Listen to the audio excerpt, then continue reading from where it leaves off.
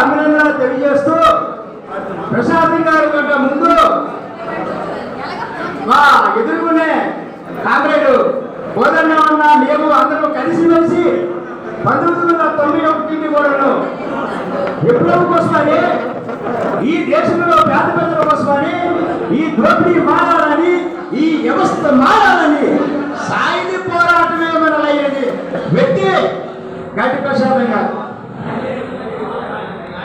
కార్మికుల కోసమని కష్టజీవుల కోసమని అనేక రకాల రంగాల్లో పనిచేస్తున్న రైతుల కోసమని కూలీల కోసమని ఈ దేశంలో జరుగుతున్న ప్రజలకి అన్యాయం కోసమని ఎదిరించే మనగాడు వ్యక్తిత్వం ఉండే వ్యక్తి. నాకు అంటే నెల్లూరు జరిగిన ఘటన ముందు 1 సంవత్సరం ముందే నాకు పరిచయం. నా పేరు చంద్రశేఖర్ రాజు, నా సొంత ఊరు గరువిల్లి. నేను మన్యం జిల్లా సిపిఎం కూడా మున్సిపాలిటీ చంద్రన వర్గానికి సంబంధించాను. నేను చదువుకోలేదు, చిన్నప్పుడు బట్టి వాళ్ళను ఆకలి నాకు తెలుసు, దోపిడీ నాకు తెలుసు, అన్యాయం తెలుసు, అక్రమాలు తెలుసు. అహంకారం ఉండే పెద్దలకి ఎదిరించాలంటే నాకు అన్ని నేను అనిపించాను కాబట్టి నాకు సాయుధ పోరాటం అంటే తెలియదు, తుపాయి అంటే తెలియదు. అలాంటి టైంలో గ్రామాల్లో 1998, 91, 94లో పూర్తిగా నేను రెస్కూ సంఘంలో పనిచేయడం జరిగింది. ఆ టైం నుండి కామ్రేడ్ గంటి రమేష్ ఎల్ఎస్ రాజన్న కూడా నాకు తెలియదు, కానీ ఆ రాజన్న అనుకుని నన్ను పట్టుకెళ్ళిపోయారు పోలీసులు. 4-5 సార్లు కూడా గమలేశ్వరం, పురపం, జిఎంఎస్, అలాగే సీతంపేట అంటే పాలకొండ మీద సీతంపేటలో.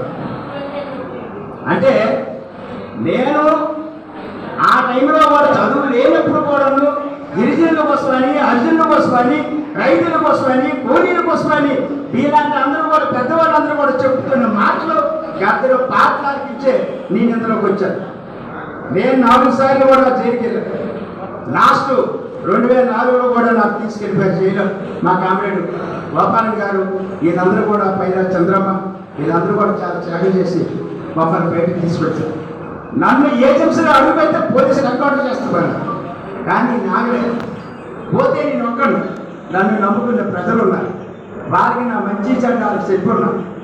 ఆ అమరవీరులు అంటే 1993 నుంచి కూడాను నేను పుట్టకాలుగా వెళ్ళిపోయాను. కానీ శ్రీకాకుళం గిరిజన సాయుధ పోరాటంలో నేల పలిగిన వీరులు చరిత్ర ఈ శ్రీకాకుళం జిల్లాలో ఈ బొబ్బుల్లో ఉన్నారు. అందుకోసమనే నేను ప్రతి గంటప్రసాద్ వర్ధన సభకి వస్తాను. నాకు ఈ అవకాశం ఇచ్చిన పెద్దలందరూ కూడా నమస్కారం తెలియజేస్తూ నేను 4 శరణాలు పాటలు. గాలికి గాయము కాయకదో నిప్పుకి సెదలే పట్టబోము, గాలికి గాయము కాయకదో నిప్పుకు సెదలే పట్టబోము, భూమిని ఎవరు దాయినాడో పారే నీరుని ఎవరు పోయినాడో ఆ నీరు చేయాలు ఎవరు మరువులే,